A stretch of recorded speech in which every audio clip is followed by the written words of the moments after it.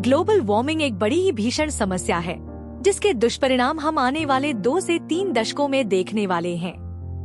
वैज्ञानिकों के अनुसार यदि कोई ठोस कदम नहीं उठाया गया तो आने वाले वर्षों में गर्मी बढ़ेगी, ग्लेशियर पिघलेंगे और समुद्र का जलस्तर इतना बढ़ जाएगा कि उसके कारण कई शहर जलमग्न हो जाएंगे।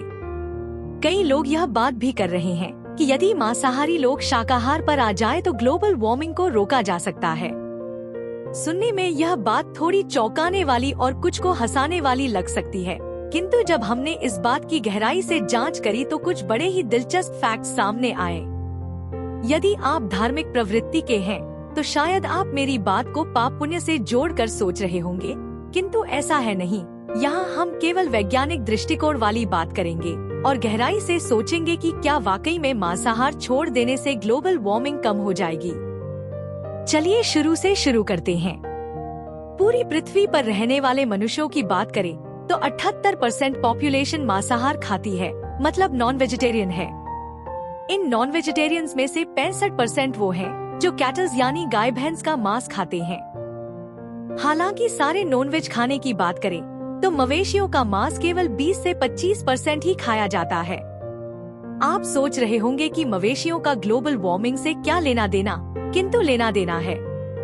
मवेशियों के सालों तक पालन पोषण में काफी पानी लगता है, जमीन लगती है और चारा भी लगता है। इतनी जमीन और पानी से हम कहीं ज्यादा फसलों का उत्पादन भी कर सकते हैं और कुछ जंगल भी बढ़ा सकते हैं। किंतु असली मुद्दा इससे अलग है। मवेशियों का डाइजेस्टिव सिस्टम यानी पाचन तंत्र कुछ इस प्रकार का होता है कि उससे मीथेन नाम की गैस निकलती है। आमतौर पर हम सभी कार्बन डाइऑक्साइड को ग्लोबल वार्मिंग के लिए जिम्मेदार मानते हैं, लेकिन दूसरे नंबर पर जो गैस ग्लोबल वार्मिंग के लिए जिम्मेदार है वो मीथेन है।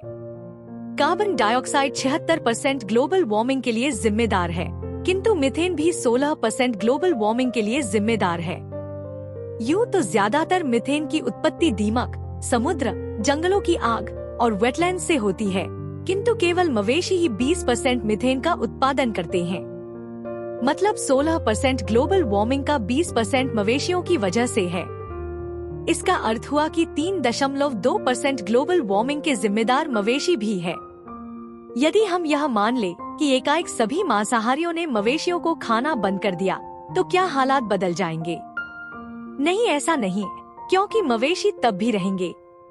65 से 70% मवेशी ही मांस के लिए पाले जाते हैं, बाकी 30 से 35% डेयरी उत्पादों के लिए पाले जाते हैं। एक बार को मांसाहार बंद कर भी दे तो दूध, दही, पनीर, मक्खन तो बंद नहीं कर पाएंगे। इसलिए मवेशियों से होने वाला मीथेन का 30 से 35% उत्सर्जन तो चलता ही रहेगा।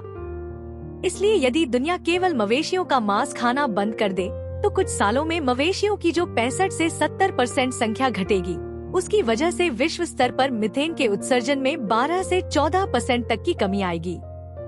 ग्लोबल वार्मिंग पर इसका असर देखें तो उसमें 2% की कमी आएगी। हो सकता है आपको 2% काफी छोटी संख्या लगे, किंतु यदि हम सारी दुनिया के 4 व्हीलर्स को साल भर तक न चलने दें, तो भी हम ग्लोबल वार्मिंग को 2% कम नहीं कर सकते।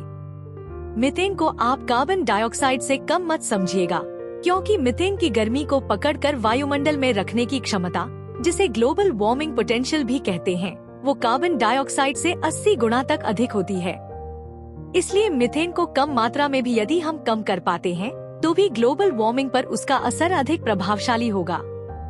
मीथेन की एक और बढ़िया बात यह है कि इसका एटमॉस्फेरिक लाइफ टाइम केवल 12 साल होता है, जबकि कार्बन डाइऑक्साइड का हजारों सालों का। इसलिए मीथेन को कम करने का असर हमें तेजी से देखने को मिल सकता है।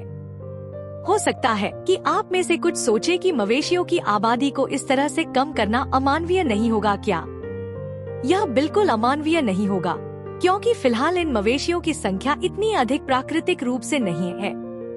मनुष्य ने अपने स्वाद के लिए इनका उत्पादन बढ़ाया है, अप्राकृतिक प्रजनन कराकर। यदि यह आर्टिफिशियल रिप्रोडक्शन रोक दिया जाए तो मवेशियों की संख्या कुछ सालों में अपने आप कम हो जाएगी। इस होने से नॉन वेजिटेरियन लोगों को नॉन वेज खाना बंद नहीं करना पड़ेगा, क्योंकि उसके पास मवेशियों को छोड़कर बाकी सारे ऑप्शंस मौजूद रहेंगे। इससे कोई इकोलॉजिकल या एनवायरमेंटल डिसबैलेंस होने के चांसेस भी काफी कम हैं। इसलिए आप भी इस बारे में सोचें और अपनी राय कमेंट्स में अवश्य लिखें। धन्यवाद।